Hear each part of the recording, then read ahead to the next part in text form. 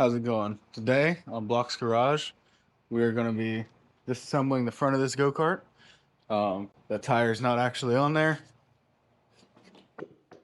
So we're going to be taking those tiny little tires off, putting on the front brakes and the front hubs so that we can bolt these tires on. So stay tuned.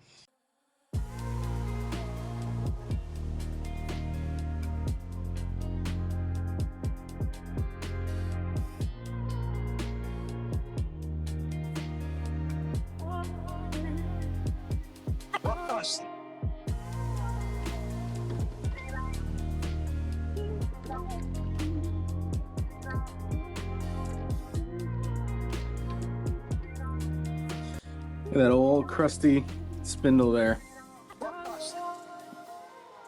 It sounds junky.